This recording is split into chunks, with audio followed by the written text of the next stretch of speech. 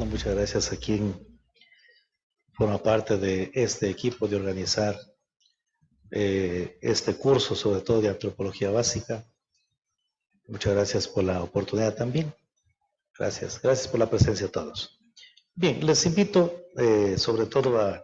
No es una conferencia. Si fuera conferencia ustedes no pueden interrumpir. Sé que está grabando, filmando, pero eso no impide de que sea más bien una clase o un diálogo con ustedes que les pueda ayudar en la materia de antropología básica. Por este motivo, cuando tengan alguna duda, alce la mano y le damos paso con el micrófono inalámbrico para que ustedes pregunten.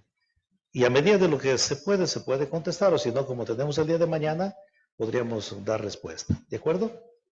Bien, entonces, comencemos con este tema de antropología que yo les he preparado el día de hoy. Ahí está mi nombre. Al final, si alguien tiene alguna duda y extra clase inclusive, si quiere alguna aclaración, alguna pregunta, no sería problema, sin ningún compromiso. Bien, vamos a encuadrar entonces el tema que nos corresponde el día que yo les he preparado. Es la filosofía griega, el periodo clásico del siglo V antes de Cristo Jesús. Eso ustedes tienen como parte de la materia, como título. La primera cuestión es de que debemos nosotros saber que la filosofía griega tiene tres periodos o tres partes de este periodo clásico. El primero es el periodo helénico. Interrumpo una vez más. Si alguien quiere este material, después les ofrezco para que se lo compartan. Lo tienen ya grabado para que ustedes lo hagan quedar. Bien. Entonces, el primer periodo es el periodo helénico. Helénico es sobre todo este tiempo desde la muerte de Alejandro Magno, del año 323 más o menos, hasta el año en que comienza la invasión a Macedonia de parte de los romanos. Es la primera parte, que se llama el periodo helénico. Se llama también una época o periodo presocrático cosmológico. Cosmológico porque todos estos filósofos se preguntaban sobre el arché. También a esta palabra se dice arché. Si preguntamos, por ejemplo, cómo pronunciaríamos en Italia, se diría arché, ¿no? Porque arché resulta un poco complicado. Es la palabra arché que ustedes ahí le ven en griego, que significa el principio o también origen de las cosas. Y el primero de los filósofos que contestó sobre el principio de las cosas, ¿de dónde surgieron las cosas? Se llama Tales de Mileto. Él decía que las cosas surgen del agua. Y así, sucesivamente, otros filósofos que se ve en este periodo presocrático.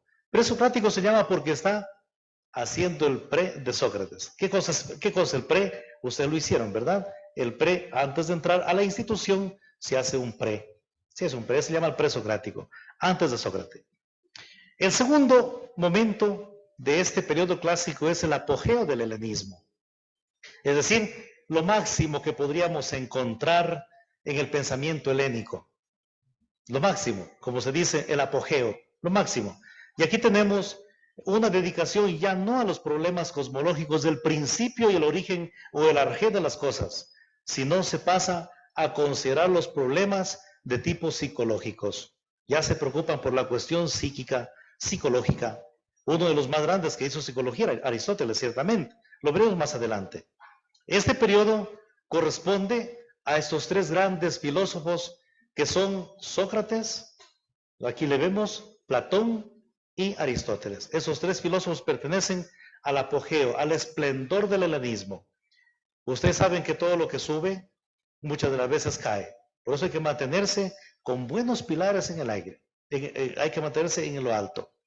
Y así llegamos a la tercera época o periodo de este gran periodo clásico helenístico de la filosofía griega, que es la decadencia y transición. La decadencia porque se hace un traspaso, digamos de este modo, del máximo esplendor a una caída. Y aquí la preocupación es, después de los problemas psicológicos, se preocuparon mucho por los problemas morales, y también por las tendencias místicas. Problemas morales le llamamos la ética, es decir, las costumbres. Y la mística se refiere especialmente a lo que es, como decir, sobrenatural. Este es el periodo que va desde el año 322 antes de Cristo Jesús hasta el famoso Plotino, que también consta en el programa, que pertenece al año 270 después de Cristo Jesús. Ahí le tenemos para referencia de todos ustedes. Si tienen alguna duda, alzarán la mano, que con todo gusto paramos y respondemos a las preguntas. Vamos a ver el primer filósofo que nos habla especialmente de las cuestiones antropológicas. Tenemos en el apogeo del helenismo. ¿Cuál es este? Sócrates. Aquí tenemos la pertenencia de él desde el año 479, 400, no se sabe exactamente, hasta el año 399 antes de Cristo Jesús. Este filósofo es uno de los más grandes que tuvo la época del helenismo. Él enseñaba discutiendo, le encantaba discutir. Y esto especialmente se llama la ironía. No sé si ustedes han oído hablar la ironía. Cuando un joven le dice a la otra joven, o así viceversa, qué irónico que eres. ¿Qué significa eso? Te está tentando, te está motivando para que tú también hables. ¿No es cierto? Es como en estos días salió una candidata y dice, oye, qué terrible barro cuando es verano y qué terrible polvo cuando es invierno. No sé qué dirían ustedes al respecto. Es una ironía. ¿Cómo va a ser barro en pleno verano? Es al revés. Miren, entonces es una ironía. Te lo digo motivándote para que tú, de la idea que te digo, saques otra idea. Y este es el método que utilizó este famoso Sócrates, que se llama con el nombre de mayéutica. ¿Y qué cosa es la mayéutica? Este es el método que empleaba la madre de Sócrates. ¿Cómo se llamaba? Fenaretes. A ver, repita la palabra. Fenaretes. Ella era una mujer, como decimos el día de hoy, obstetriz. Es decir, era una mujer que se dedicaba a dar a luz a las mujeres. ¿No es cierto? Entonces, si la mamá daba a luz a las mujeres, era como decir, hacer, claramente la palabra lo dice, hacer parir las ideas. Y esta es la mayéutica. Este era el método socrático. Y nos importa la doctrina de él, especialmente porque él habla del conócete a ti mismo. Conócete a ti mismo. Es un autoconocimiento personal. Miren, ya es un problema de tipo psicológico. Autoconocerme, la autoconciencia. Y en antropología, el hombre es un ser ensimismado. Le causa, como decir, emoción cuando ve cosas hermosas, cuando ve la mística de las cosas que existen en la naturaleza. Dice, qué hermoso este lugar. Yo cuando entré aquí hoy, el primer momento dije, qué hermoso este salón. Estoy, como decir, ensimismado. Me conozco a mí mismo y sé que soy un ser ensimismado. Sócrates conoce que es un autoconocimiento personal, a reconocerse como un ser, aunque el más grande del cosmos, como se dice así, el hombre es el más grande, que es como decir el microcosmos, en la cual hay todo del cosmos, todos los elementos químicos inclusive, pero limitado. Tenemos limitaciones, como alguien que ignora, como alguien humilde, pero que da apertura a los otros y acoge a los otros. Este es el aporte de Sócrates a la antropología, el conocerse a sí mismo, el autoconciencia de mí mismo.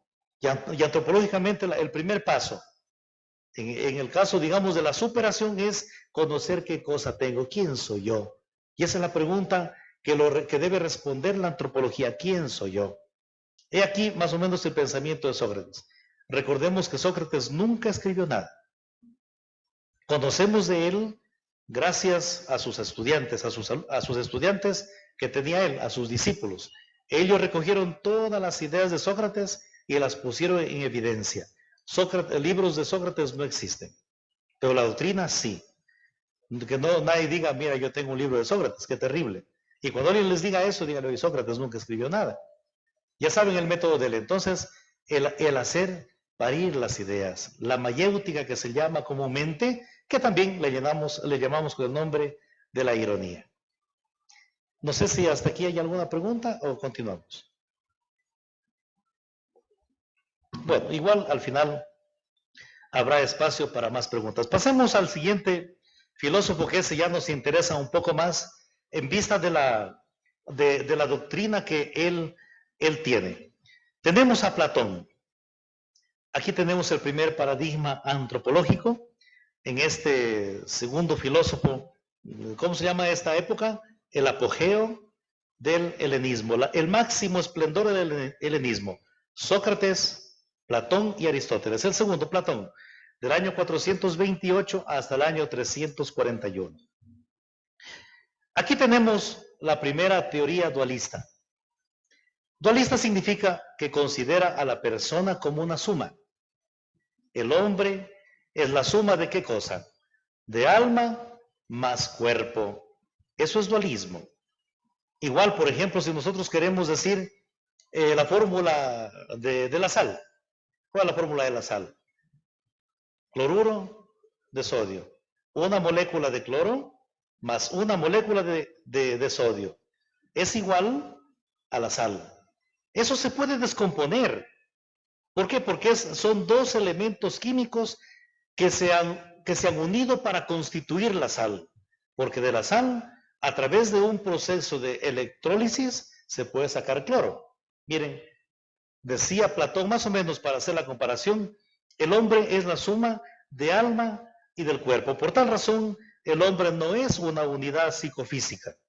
No es una unidad en la que los dos coprincipios, llamemos de este modo, están unidos y que no se separan. Por tal motivo, la suma de alma y cuerpo, en la que el alma es superior al cuerpo. El alma es superior al cuerpo. El cuerpo no es parte, digamos así, en forma estricta de la persona, del hombre, sino que es como una cárcel del alma. Aquí está la palabra demiurgo. El demiurgo es llamemos de este modo, como una maleta, digamos así, una maleta en la que están todas las almas. Y esas almas, a la hora que hay un cuerpo disponible, viene y se apodera de este cuerpo, y ya está un hombre. Este hombre vive, cuando muere ese hombre, ese cuerpo se acabó. Y esa alma regresa a esta maleta llamada demiurgo. Esta era la doctrina de Platón. Por tal motivo el alma estaba en el demiurgo, en donde conocía todo, en donde todo lo sabe. Y al momento de tomar una carne, el momento de encarnarse, en el momento de corporalizarse, ha perdido todo su conocimiento. Y la tarea durante su vida terrenal, ¿cuál va a ser? Va a ser el recordar, hacer memoria.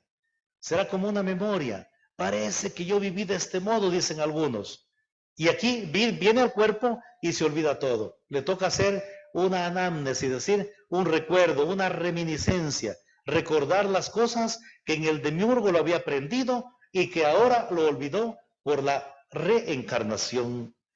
Entonces es el lugar para aprender sobre todo. Al venir al mundo se olvidó. Y aquí está lo que les digo, la reminiscencia. Sin embargo, ¿qué sucede?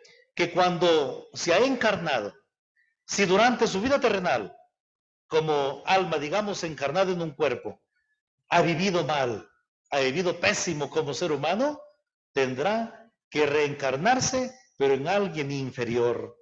Y así sucesivamente. Así sucesivamente tendrá que reencarnarse. Por último, para poder entender eso también, como principio, el alma es inmortal.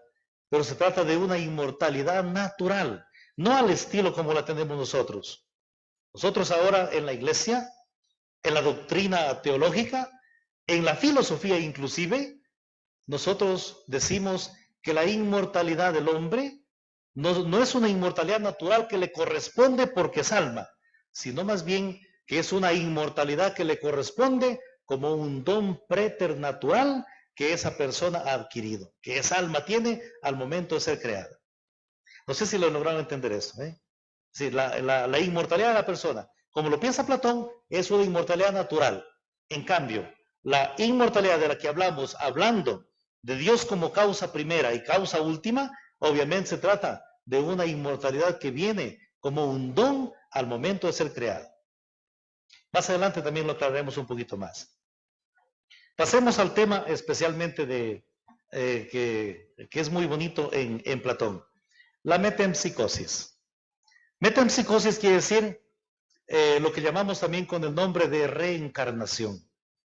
Reencarnación, son sinónimos, la reencarnación.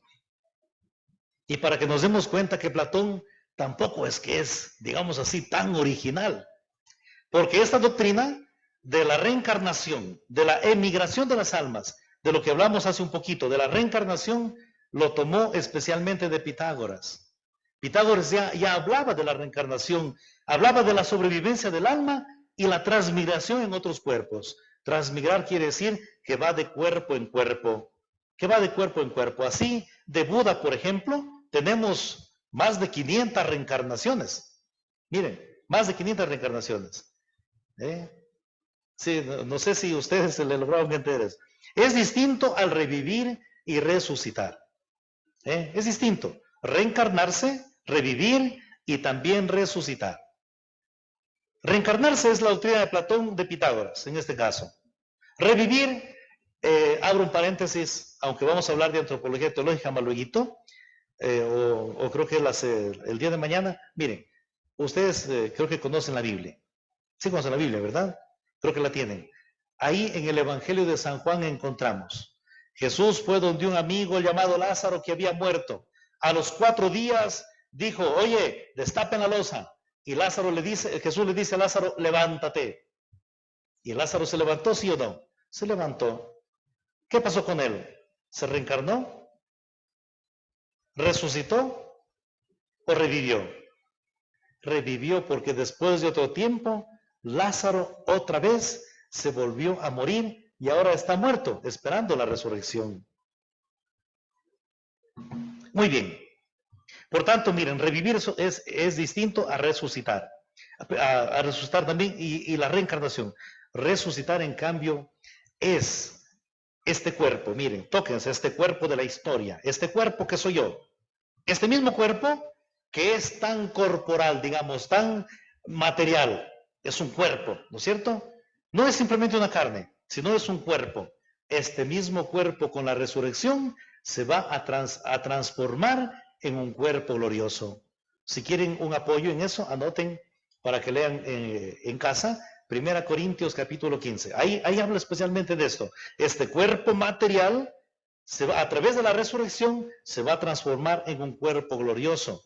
Y hay un solo cuerpo glorioso, que es el de Cristo Jesús, y también de la Virgen María, a través de la ascensión al cielo. Bien, volvamos al tema de la metempsicosis. Por tal motivo, aquí tenemos el acontecimiento o la guía que tenemos es la temporalidad circular, el eterno retorno. El tiempo puede ser, dicen Platón, con este tema de la metempsicosis, el tiempo es circular. Borra y va de nuevo. Miren, tierra, más o menos, no puede ser el esquema, tierra, da la vuelta, arriba está la maleta de almas, ¿cómo se llama eso? El demiurgo. El demiurgo se llama la maleta de almas, otra vez vuelve, otro cuerpo, historia, vive, muere, otra vez vuelve, y otra vez el tiempo es circular. No es un tiempo que se define, no es un tiempo como el que hablan los judíos. Un famoso teólogo llamado Oscar Cullmann habla de este tiempo, el tiempo circular y el tiempo lineal. En cambio, el nuestro es tiempo lineal. Tiene un punto de partida, pero avanza. ¿A dónde? A un punto de llegada. Nadie ha surgido del azar. Nadie ha surgido del azar. Ni cuando decimos comúnmente que una mujercita ha sido violada, la mala suerte. No es mala suerte. Ha habido algo de fondo. Ha habido una unión. Ha habido una unión ahí. Todos los seres somos finalizados. Tenemos un fin determinado. Nadie puede estar allí en el aire. Nadie puede estar en el aire. Todos somos seres finalizados. Ese es el tiempo lineal, es el tiempo del catolicismo, es el tiempo de la iglesia, tiempo de progreso, tiempo de evolución. Y no tengo miedo de decirlo, porque algunos dicen, uy, hablemos de evolucionismo, eso es contrario a la religión. Mentira, mentira, hermanos. El tiempo de la iglesia es un tiempo de progreso, así que progresar ustedes también. Bien, sigamos. Aquí otro término que es semejante a la enzomatosis. Conjugo estos términos, conjugo, para que ustedes vayan haciéndose de más terminología. Miren, ya tenemos aquí la palabra metempsicosis. ¿Qué otra palabra? Reencarnación. Otra palabra, enzomatosis, que significa lo mismo. Si un individuo ha sido malo, se reencarnará en algo despreciable. Y así sucesivamente. El ser humano nunca alcanzará la plenitud porque siempre estará en un devenir, como lo dice el famoso filósofo Heráclito. Nadie puede bañarse en el agua del mismo río. ¿Por qué? Porque ya pasó, pues, el devenir. Y el devenir, dice Heráclito, porque también él es de los cosmólogos del primer periodo, el devenir es el que da origen a todas las cosas. Es el arché de las cosas. Yo no los he puesto aquí. Ahora, otro asunto muy importante. En la doctrina de Platón es las tres almas. Vamos a ver las tres almas.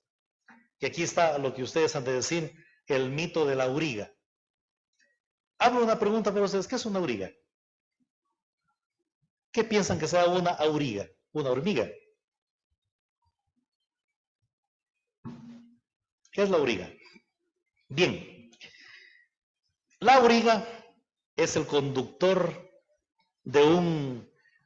ustedes no sé si han visto las películas de los romanos. ¿Se han visto? Películas de romanos. Va un caballo y atrás va una carreta. O dos caballos y una carreta. Pongámosle dos caballos para ir más bien al mito. Dos caballitos y ahí está una carreta y atrás va el jinete con su copete de capitán manejando y con su buena hacha o una espada para el combate. El que conduce esa caballería con esa carreta se llama auriga. ¿Quién conduce? Y de ahí, miren, Platón ha tomado el mito de la auriga. ¿En qué consiste? En el libro que él escribe de la República, el capítulo 4, que ahí les he puesto, República, capítulo 4, divide el alma en tres partes o tres tipos de alma, para que veamos que es dualista completamente. Primer alma, el alma razonable o nous. ¿Ya? Esa está en el cerebro, nous. Nous quiere decir la inteligencia, lo razonable, lo que razonamos, lo que pensamos. Luego lo irascible, más o menos la segunda parte que está ubicada en el pecho, irascible. ¿Quién de ustedes logra controlar el corazón? Tienes un corazón que no duerme. Tócate y vas a ver cómo está ahí latiendo. Y así como late el corazón, a veces ama. Muchas de las veces, o siempre ama así. Y esas se llaman las locuras de amor. Y tenemos aquí la parte irascible que está ubicada en el pecho. Primeramente porque ahí tenemos un corazón que no duerme. Todo el día tú te duermes, descansas, pero el corazón sigue latiendo. Es el corazón que no duerme. Es la parte irascible, incontrolable muchas de las veces. Porque los jóvenes a veces cuando se enamoran, aquí hay jovencitos, cuando se enamoran, perdió la cabeza. Dice Platón, perdió el corazón. Porque es la parte irascible que le domina. Perdió su corazón dándole a la otra persona. Y por tal motivo está allí en el pecho. La tercera alma, o la tercera, digamos, este modo de vivir de Platón, es la parte concupiscible, que está en el vientre, y que ya no lo puedo controlar muchas de las veces, más o menos con las funciones homeostáticas. Una función homeostática no puedes controlarla.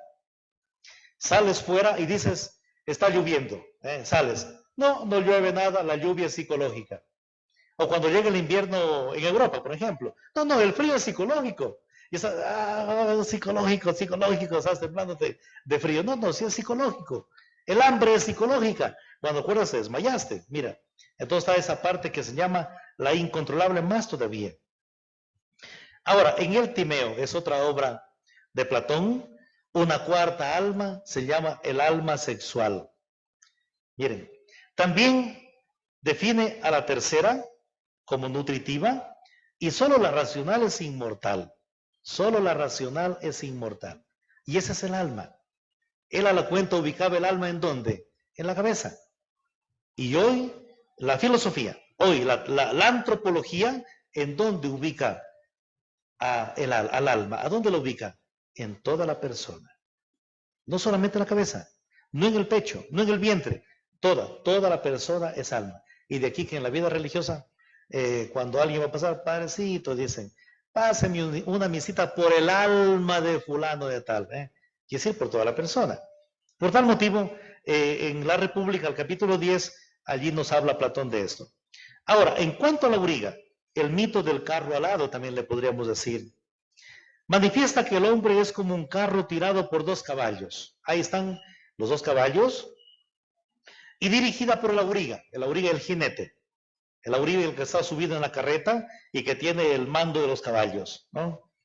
Que sería el intelecto. La auriga es como decir el intelecto en esa carreta. Es la cabeza, es como decir el nous, la parte racional, ¿no? La parte racional, el intelecto, que habrá de hacer gala de la prudencia para cumplir con su acción. Claro, si va muy veloz, esa carreta se vira. Si en las curvas va muy rápido, se vira. Es como un carro velocísimo. El caballo dócil o el alma irascible, cuya excelencia ha de ser la fortaleza. La fortaleza, miren, el caballo dócil. Vamos a ver si le pasamos un poquito más adelante del internet. Me he bajado esta imagen, me ha parecido muy bien. Ahí miren el mito del carro alado, la auriga, tenemos los 2 caballos, ahí está el caballo bueno, la parte irascible, la parte concupiscible, que es el caballo malo, el que no quiere andar, malo allí, endurecido por andar, y luego la parte racional, que es el cochero, que es a la cuenta, el auriga podríamos decir, ¿no? El caballo indócil o el alma inconcupiscible habrá de guiarse por la virtud, especialmente la templanza. La templanza, aquí están las virtudes. Hay 4 virtudes cardinales: la justicia, la prudencia, la templanza y la fortaleza. Les pregunto a ustedes, ¿cuál de las 4 es la más importante? La justicia. Vamos de una vez, por la justicia. La justicia es la más importante de las 4.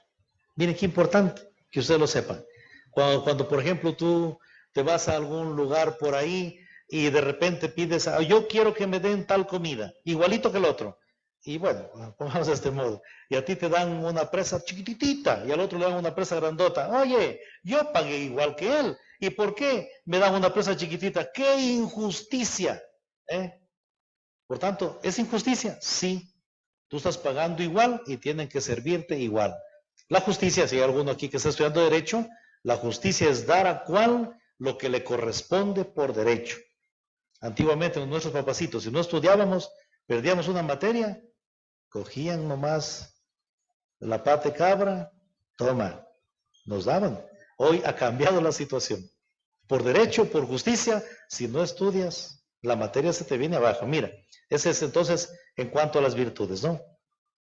Bien, creo que aclarado el tema de la auriga, pasemos al siguiente filósofo, que es justamente el apogeo de la filosofía helénica, ¿no? Aristóteles. Este autor también es antes de Cristo, algunos años, del año 384 a 322. El cuerpo para él es la sede natural del alma. Ya hay una superación al dualismo. Se supera el dualismo porque él ya no dice que el hombre es la suma de alma más cuerpo, sino más bien es la unidad intrínseca, que no hay separación. Y también la doctrina ilemórfica. En el estagirita, no sé si le suena esta palabra estagirita. Estagirita también es Aristóteles porque es nacido en Estagira. También se le llama con el nombre de peripatético a Aristóteles. Si tú quieres, por ejemplo, cuando te dicen, oye, el estagirita dijo tal cosa, ¿quién es? Aristóteles. Y si yo digo, ¿por qué? Porque es nacido en Estagira. Y si yo digo, oye, el peripatético, ¿qué peripatético? ¿Qué patético que eres? No, aquí es peripatético. Peripatético quiere decir, no sé si ustedes han entrado a ver esas pastas grandes de los filósofos. ¿Se han visto ahí? Un filósofo camina adelante y un poco de estudiantes atrás. Peripatético quiere decir enseñar caminando.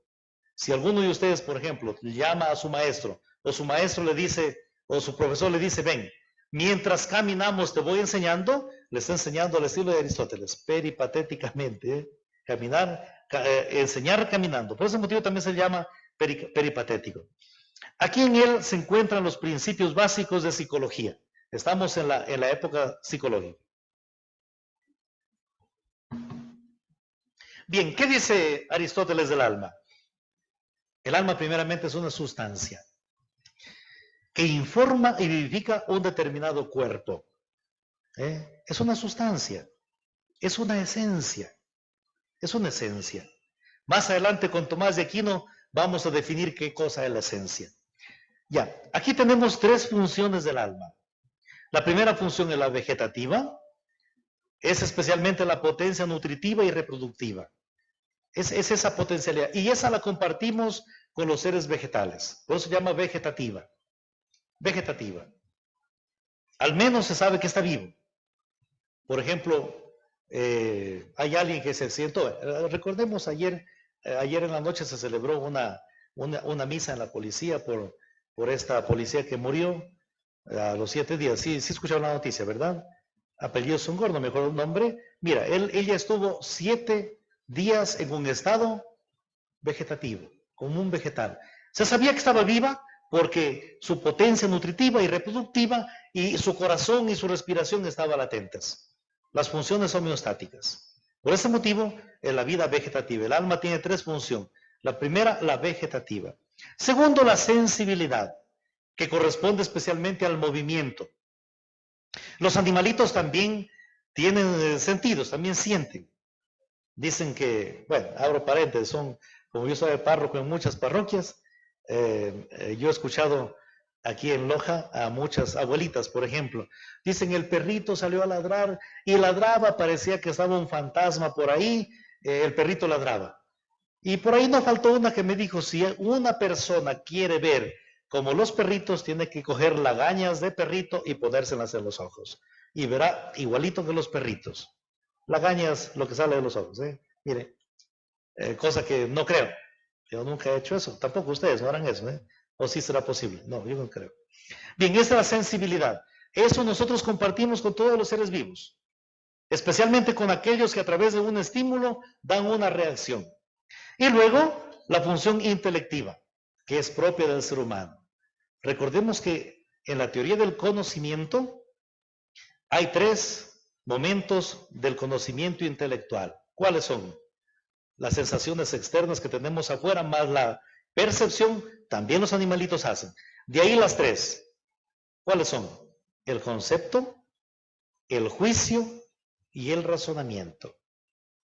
Anótelo, es importantísimo. Concepto, el juicio y el razonamiento.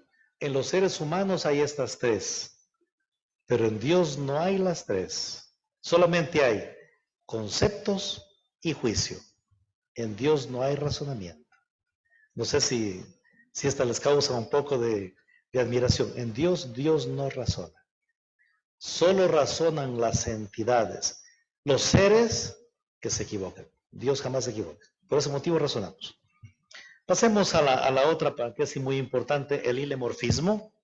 El hilemorfismo, si alguien tiene alguna pregunta, ¿ninguna? ¿Seguimos? ¿Sí? ¿Alguna pregunta? No, seguimos ya. El hilemorfismo es la doctrina propia de Aristóteles. ¿En qué consiste? La palabra hilemorfismo viene de dos palabras griegas, ahí están para que ustedes las puedan tener también. Hile, ¿qué cosa es Hile? Hace poquito celebramos 50 años de Hile. Hile, no me refiero a eso. Industria lojana de especerías. No me refiero a Hile, ¿no? De la doctora Amadita, no, de eso no. Más bien, Hile significa materia. Hile. Quiere decir materia. Y morfe quiere decir forma. Hilemorfismo. Lo cual significa que todos los entes están constituidos por un principio formal y uno material. ¿Ya? La materia no proviene de la forma, como lo decía Platón, sino más bien la materia es un coprincipio. Todos los entes tienen materia y forma. De tal manera que la materia pura no puede existir. Algunos dicen, No, materialismo puro. Estás equivocado. No existe la materia pura para el materialismo puro. No sé si me hago entender, ¿no? No, es que aquí uno se declaró, no, yo les enseño materialismo puro. Estás equivocado. No lo vuelvas a decir. ¿Por qué? Porque la materia pura no existe, primeramente. Existen todas las materias, pero solo en cuanto están con información de la forma. Díganme ustedes, tal vez han visto ustedes volar el color rojo, ¿sí lo han visto o no? ¿Han visto volar? Mira, aquí va el color rojo, ¿ve? ¿Sí lo ven? No, pues, el color rojo tiene que tener una base material. Ustedes vean lo que tienen allí. Yo tengo aquí este control, materia y forma. Ustedes, el esfero o el bolígrafo con el que escriben, tiene materia y forma. Tenemos materia y forma, somos materia y forma. Todas las entidades que existen tienen materia y forma. Hay materias o sustancias también que se llaman, que solamente existen en la mente del hombre, que no tienen materia ni forma. Pero estas no son realmente existentes. Por ejemplo, Spider-Man. ¿Existe Spider-Man? Yo soy Spider-Man. Bien, mira. No sé si me hago entender. Spider-Man no existe. Es una entidad que te la creaste, pero no existe. Las materias puras no existen. Por tal motivo, si la forma informa la materia pura no existe jamás. Los entes están de esta manera, si tienen materia y forma, están en acto y potencia. En acto y potencia. Ojalá no me alargue mucho. No sé qué tiempo tengo, pero faltan unos 2 personajes más. No sé, ¿estamos a tiempo, Raquel? Sí, les explico un poquito, miren. El acto y potencia, al final. Los entes están en acto y potencia. Si todos son materia y forma, también los entes están en acto y potencia. Por ejemplo, ¿sí conocen ustedes el maíz? ¿Sí lo conocen? El más común, el maíz es una semilla. ¿Ya? Esta semilla está en acto de una planta que se llamó maíz, que cargó, etcétera, etcétera, etcétera. Y está allí la semilla, en acto, pero también está en potencia de convertirse en ¿qué? En una planta cargada de maíz. Y esta planta cargada de maíz, este otro maíz que se cosecha, está en acto de la semilla maíz y también en la potencia de convertirse en harina. La harina de maíz. La harina de maíz está en acto de la potencia, digamos allí mazorca de maíz, ¿no? Mazorca de maíz, y esta a su vez de la semilla maíz, pero también está en potencia de convertirse en tortilla. Una tortilla de maíz. La tortilla está en potencia, etcétera, etcétera, etcétera, etcétera. ¿Sí me comprendieron? Todos los entes están en acto y potencia. Nosotros también. Nosotros también. Estamos en acto y potencia. Pero ¿qué ha cambiado? Ha cambiado los accidentes, pero no ha cambiado la esencia. No ha cambiado la esencia. Mira, ahí les he puesto sustancia y esencia. Es muy importante. La sustancia, en griego se dice ousia, ahí está la palabra. La sustancia tiene otros nombres, también se llama esencia. La esencia, un concepto facilito de esencia. ¿Qué es la esencia? ¿Qué es la sustancia? El famoso Aquinante es Santo Tomás de Aquino, lo veremos más adelante, le llama con el nombre de Quiritas, no les he puesto allí creo, le llama con el nombre de Quiritas, ¿ya? ¿Qué significa la Quiritas, la sustancia o la esencia? Es aquello, grábense este concepto, es aquello que le hace ser a un ser tal ser y no otro ser. Mi sustancia, mi yo, me hace ser yo y no tú. Es aquello que le hace ser agüita. Mire, agua. El ser del agua le hace ser al agua agua y no le hace ser tierra. ¿No es cierto? Y cada cual cumple con su función. Ya, eso es justamente la sustancia y la esencia. Ahora, tenemos, además de la sustancia, tenemos los accidentes. Los accidentes en griego se dice simbebekos o simbebekos. Aquí está la palabra. Simbebekos. Son aquellas modificaciones que se aplican a la sustancia. La sustancia, esencia o cuitas nunca cambiará. Siempre cambiarán los accidentes. Y aquí les he puesto, son 9. Y eso ya les dejo de tarea para que ustedes en casa busquen ejemplos de estas modalidades de ser de la esencia. Por ejemplo, la cantidad. Hablemos de mí. Cuando yo fui concebido en el vientre de mi mamita, ¿qué cosa era? Era una célula. ¿Sí o no? ¿De cuántos pares de cromosomas? De 46 pares de cromosomas. 23 de mi mamita y 23 de mi papá. 46 pares de cromosomas. Una célula. Quizá casi invisible, ¿no? Miren, ahora que ha pasado el tiempo, han pasado muchos años, ¿soy el mismo que cuando era una célula? ¿Como esencia, sí o no? Como esencia soy el mismo, no he cambiado nada. Yo soy ese Giovanni cuando estaba de una célula. Y a través de la mitosis, miles de células, y luego el coordinador que a los 14 días, y luego ahora después de estudiar, y ahora aquí de piecito. Soy el mismo Giovanni. ¿Pero qué ha cambiado? Ha cambiado la cantidad. Yo que no pesaba, quizá no sé si pesaba 1 gramo en ese tiempo. Ahora peso 100, dice, ¿cuánto más? ¿Qué les parece? ¿Qué ha cambiado? Ha cambiado los accidentes. La cualidad, igual. La cualidad. Cuando 2 jóvenes están, dice, oye, y la novia siempre está, no sé, allí con cositas, el biberón, todavía pensando en mamita, no, ¿qué dirá mamita? ¿Qué dirá papá? No, yo, mamita, oye, le dice el novio, pareces niña, o pareces niño. No sé si esas frases las hemos encontrado. Es porque la cualidad ha cambiado, la relación, etcétera, etcétera, etcétera. Dejemos hasta ahí, si no nos quedamos en esto, no avanzamos. Ya, ahora, los accidentes cambiarán. La ousia, ¿qué cosa era la ousia? La sustancia, esencia, ¿cómo le llama Tomás de Aquino? Quiditas, doble de quiditas. Eso nunca cambia. Pero sí los accidentes. En el ser humano, aquí está qué bonito aporte de este famoso Aristóteles. Miren, en el ser humano, la naturaleza es incambiable, no cambiará jamás. Sí cambian las atribuciones. Este niño no cambia de carácter, pero si es él, pues, ¿cómo le vas a pedir que cambie el carácter? Tiene que educar el carácter. Cambiarlo jamás podrá. El carácter es parte de la personalidad.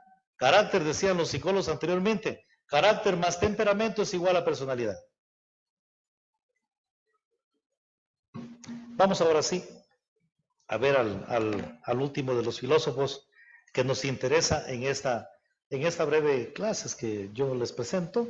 Es el famoso Plotino, el último. Y con eso terminamos y ahí dejamos abierto a las preguntas y comentarios que ustedes quieran hacer de este tema que les he preparado para el día de hoy. Plotino, el 1.4 es el numerito que le he puesto. Él pertenece después de Cristo, más o menos del año 205 hasta el año 270. El alma procede del uno y es preexistente al cuerpo, es el título que tenemos. Primeramente, después de la época griega, que termina con el máximo esplendor, Sócrates, Platón y Aristóteles, viene la decadencia. Y en Alejandría se creó una escuela por este famoso pensador del año 175 al 250, llamado Ammonio Saccas. Estas palabras, por favor, no se las van a aplicar a ustedes. Después dice, oye, ve, Ammonio, ¿dónde estás? Mira, Ammonio Saccas. Él es el fundador de la escuela neoplatónica en Alejandría. En Alejandría el pensamiento era idealista, más idealista. ¿De acuerdo? En Alejandría. Los pensadores de Alejandría eran muy idealistas. En cambio, los de Asia Menor eran más materialistas en el pensamiento. Se trasladó a Roma y allí fundó su escuela. Plotino fue discípulo de Ammonio Saccas. Después de estar en Alejandría, se trasladó a Roma. La continuación de la filosofía greca o de la escuela helénica fue Roma. Por ese motivo la escuela greco-romana se pasó a Roma. Y en efecto, si ustedes visitan Roma, ahí tenemos muchísima cultura de Grecia, artísimas esculturas. Los dioses griegos, inclusive allí, en el Museo del Vaticano, igual hay allí está la diosa Diana, etcétera, un montón de cosas traídas desde Grecia, de Egipto también, porque también está allí una momia. Miren, se trasladó a Roma y allí fundó su propia escuela, y su doctrina, en el escrito llamado Enneadas, dice que el mundo es una emanación, de paso en paso, menos perfecta de un principio supremo, hasta llegar a lo menos que hay. Desde el principio supremo, ¿quién es este principio supremo? Es Dios. ¿Qué es la emanación? Miren, vean este vasito aquí, ¿ya? Este vasito. Emanar, tengo la botella de agua, cojo la botella y lleno, y me olvido, ¿de qué cosa? De quitar la botella. Lo que se rebota, lo que cae, ha emanado de aquí. La emanación implica la falta de voluntad. Anoten que eso es muy importante. La emanación implica la falta de voluntad. No hay voluntad. Emana involuntariamente. Hay una plantita que, media amarillita, no sé si la conocen ustedes también con el mismo nombre, se llama la mala madre. Nace una planta y arriba ya están saliéndole raíces. Involuntariamente. Emanar es eso. Emanar, dice Plotino, el uno es un ser determinado e inconsciente. Mira, aquí está la palabra, inconsciente, que genera un segundo principio, la nous, la mente, el hombre, por emanación. Dios está allí, involuntariamente salió el hombre. No hay voluntad. Y cuando no hay voluntad, no hay amor. Y aquí el pensamiento del neoplatonismo, que está planteado especialmente por este Ammonio anteriormente que les dije, y también por Plotino. Es una emanación. Ahora, es en degradación de lo más alto. Del uno, involuntariamente, ¿quién nace? Nace la nous. La nous produce un tercer principio que es el alma del mundo, que realiza las ideas en el mundo sensible. ¿Sí? El segundo momento.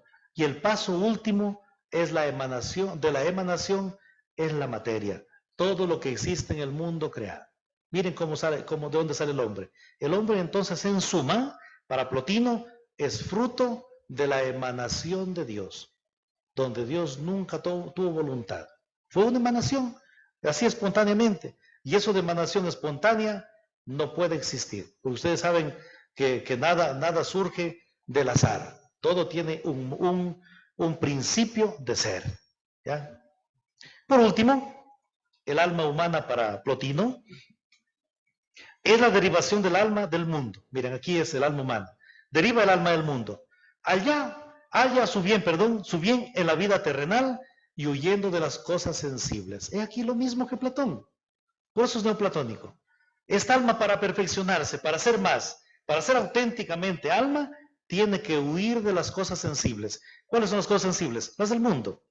Si Platón dijo, el cuerpo es cárcel del hombre, aquí el mundo, el cosmos, es cárcel del hombre. Llamémosle de este modo. Por tal motivo, fija su mirada en el mundo ideal y luego en el mismo uno, es decir, el mundo ideal, arriba. El mundo ideal es lo que a veces dicen, ¿cuántos amores platónicos? Cuando yo estaba en el colegio me preguntaban las chicas, y los chicos también les preguntan a las chicas, oye, ¿cuántos amores platónicos tienes? ¿Qué quiere decir amor platónico? El mundo ideal, el mundo del demiurgo, el mundo donde está la maleta de alma, sí, en el mundo ideal. Yo tengo esta y esta y esta, y son amores platónicos para mí. Son ideas, ¿no? Ideales. Y ahí se asocian cosas que tienen los papás o las mamás, y ahí se asocia con la futura novia o novio. Pues un mundo ideal. Es una esencia y por tanto inmortal. La misma cosa. Se trata de una inmortalidad en la que también es natural, ¿no? Tiende a fundirse con el nous y pierde su personalidad. La misma cosa de Platón. Plotino, por último, consideraba el cuerpo como la cárcel del alma con el propósito de retornar al uno. El uno es lo más grande, ¿no? Viviendo de dos modos, sabiamente y virtuosamente. Y esta doctrina la comparte con Platón. Esto es lo que tenemos del famoso Plotino cuando se refiere al problema del alma humana. Hay otras cosas más sobre estos filósofos en vista del tiempo también, ¿no? Del tiempo y como esto es un apoyo para las clases, yo les he preparado esto para que ustedes aclaren algunas ideas. Yo insisto que si tienen alguna pregunta, algo, la podemos hacer. Está el micrófono inalámbrico, preguntemos.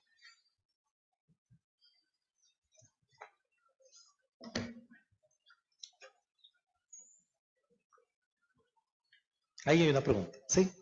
Pasémosle el micrófono o alguien, ¿sí? No. Bueno, atrás hay una preguntita.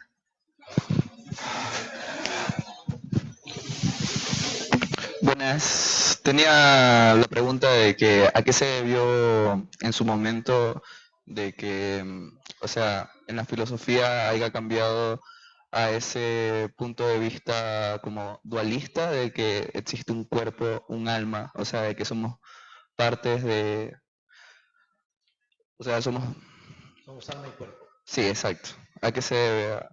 Sí, es justamente, yo regreso a un concepto que les dije del tiempo. El tiempo, nosotros tenemos un tiempo que es un tiempo lineal.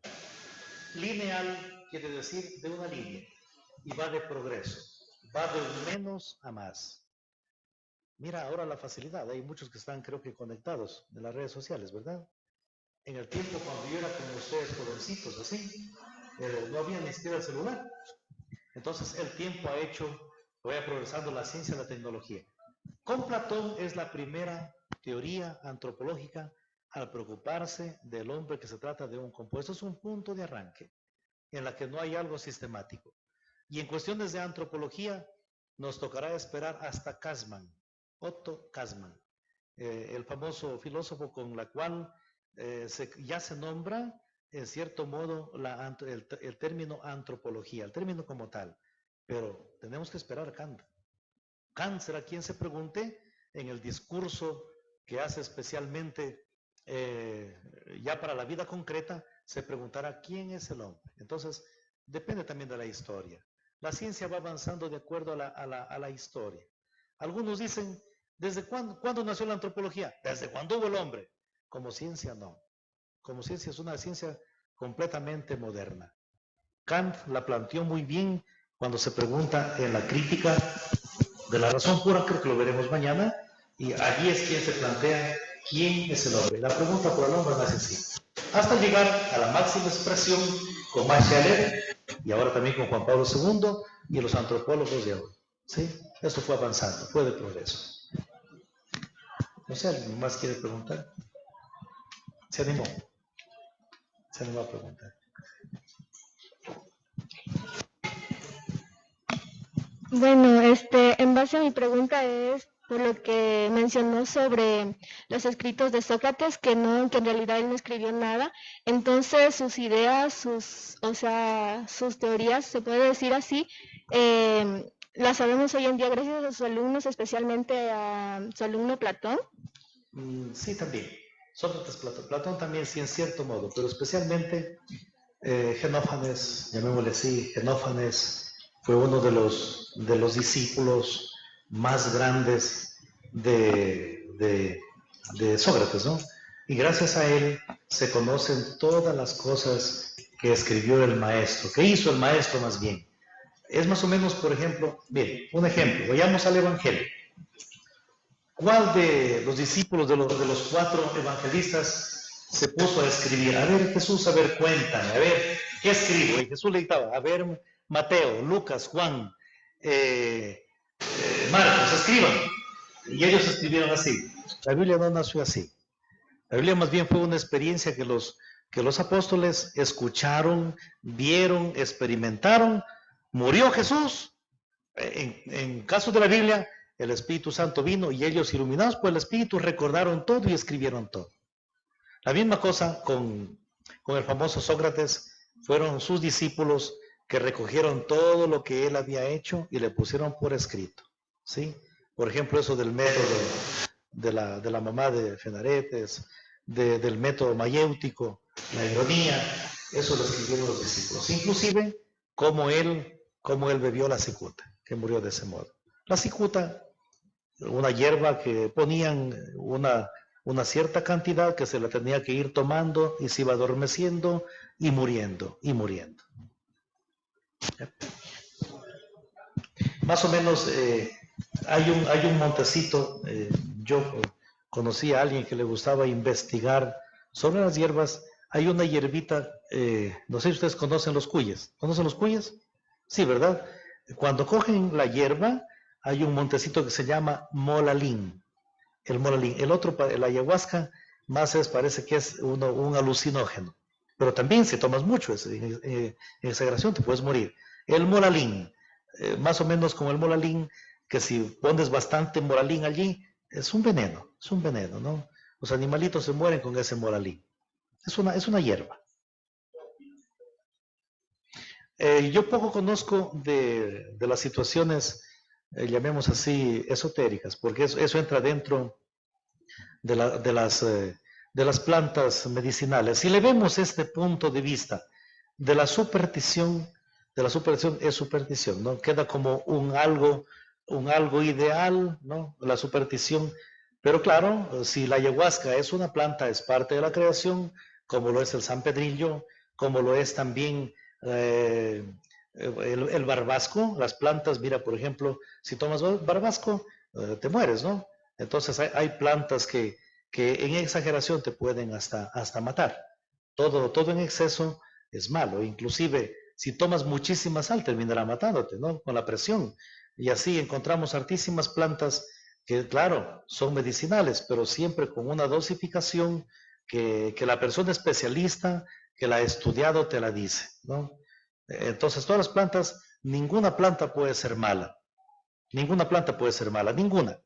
Más bien tienen sus propiedades curativas. Ahora que le atribuyamos a eso un espíritu maligno, es otra cosa eso, es otra cosa, ¿no? Pero todas las plantas son buenas, son parte de la creación. Dios no ha creado cosas malas, que Dios aprueba la creación y también nosotros la aprobamos. Y cada planta tiene su modo y su porqué de ser dentro de la ecología.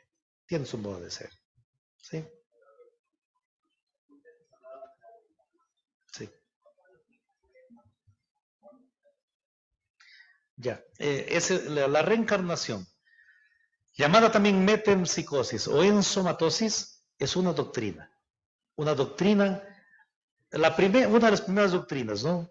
Que comienza con Pitágoras, ciertamente, pero que tiene su grado más alto con Platón. ¿Ya? Es una doctrina, pero no es así. No nos reencarnaremos, porque si nos reencarnáramos fuera algo terrible. Porque los seres humanos tenemos una finalidad. No somos nacidos ni creados como una maleta de almas ahí. Es más o menos como los papás, por ejemplo, a ver, escoge qué alma, a ver, ante el demiurgo y escoge un alma para tu hijo. No es así. Las almas son creadas en el momento, según Santo Tomás de Aquino, la Suma Teológica. ¿Cuándo es creada un alma? El alma es creada cuando hay materia suficiente. ¿Y cuándo hay materia suficiente? Cuando hay vida humana. ¿Y cuándo hay vida humana? Cuando hay la conjunción cromosomal y la unidad del espermatozoide, ¿con quién? Con el óvulo. Cuando forman una célula, los dos. La célula humana tiene ¿cuántos pares de cromosomas? 46. Ahí, Dios crea un alma. No, el cuerpo nunca escoge el alma ni el alma al cuerpo, sino más bien cuando hay esta unidad del espermatozoide con el óvulo, hay materia suficiente, Dios crea un alma. Dios crea un alma. Mañana cuando hablemos un poquito Tomás de Aquino hablaremos de las causas. Hay causas, la causa primera y las causas segundas. La causa primera crea solo al hombre, lo crea de modo directo. De tal manera que creando el alma, hay lo que en psicología llamamos las DI, es decir, las diferencias individuales. ¿Cuáles son las diferencias individuales? Aquello que forma la esencia de la persona. ¿Quién se acuerda del concepto de esencia? Es aquello que le hace ser a Felipe Felipe y no Pedro. Así sean los dos gemelos. Los gemelos no son iguales. Cada cual es cada cual. Solo que siente el uno más dolor cuando le ve sufrir al otro, porque los dos se han ido juntitos. Pues si los separamos, pueden encontrarse después y puñetearse. Pero el alma, por el hecho de que Dios crea un alma, ¿qué significa? Hay voluntad y hay amor. No es derramamiento, no es maleta. Dios crea el alma en ese, es algo tan sobrenatural que ni se sabe. ¿Eh? ¿Por qué? Porque es tan trascendente. Si supiéramos qué bonito, vayamos al tubo de ensayo para hacer una fecundación en vidrio. En el tubo de ensayo ponemos un espermatozoide y un óvulo. Déjalos allí. Mira, de repente, ¡boom!, se hizo una unidad. ¿Sí viste el alma? No le viste el alma. ¿A qué hora Dios creó el alma? Es misterioso. Y por esa razón, un ser humano es tan misterioso. Y esa misteriosidad en antropología tiene que ser respetada. Nadie tiene derecho a rasguñarte tu conciencia. Ni quien te confiesa, ni el sacerdote. ¿Sí le comprende? Esa es la misteriosidad de la persona y esa es la grandeza del hombre. Que sea un misterio. Vayamos a la Biblia, apliquémosle la Biblia. ¿Cómo estuvo, mañana lo veremos también, cómo estuvo? Ya, ¿cómo estuvo, por ejemplo, Adán cuando se creó a Eva? ¿Cómo estuvo Adán? Dormido. Y aquí está la misteriosidad. Por tal motivo, Dios crea un alma. La causa primera, hablemos filosóficamente, la causa primera, crea un alma cuando hay materia suficiente. ¿Sí le comprendieron? ¿Y cuándo hay materia suficiente? Materialmente hablando, de acuerdo al ¿cómo se llama? Al experimento, cuando hay 46 pares de cromosomas, ya se dice que es un ser humano. Bien, ¿tienen alguna otra pregunta? A los sueños. Bueno, ahí ya vamos a entrar al problema de Freud. Sí, pero bueno, los sueños, tú sabes que hay, según los psicólogos, hay una parte que se llama la parte desconocida, ¿no? Tú duermes, los sueños primeramente son expresión de que tú piensas, de que estás vivo, de que tu mente todavía tiene muchas cosas que hacer, ¿no? Y los sueños son simplemente reflejos de lo que tú estás viviendo en el diario cotidiano, ¿no? Hay libros de sueños, puedes ir a buscar sueños y no se te cumplen. Dices, qué pena. Yo muchas de las veces he soñado que vuelo, he soñado que soy pirata, me despierto, todavía tengo el otro ojo allí, miren. Entonces, los sueños son digamos, una expresión del inconsciente, ¿no? Una expresión del inconsciente. Mientras estamos en un estado de dormidos, ¿no? Un estado de REM, como dicen como dice la palabra REM, ¿no? Rápido movimiento de los ojos, el REM, ¿cierto? Entonces, estás en el REM, estás dormido y sueñas. Y en efecto, el REM, que es cuando descansas, es tan cortito a la cantidad de tiempo que nos acostamos y nos levantamos. Bien. Ojalá haya podido contestar eso. No sé si hay alguna otra pregunta.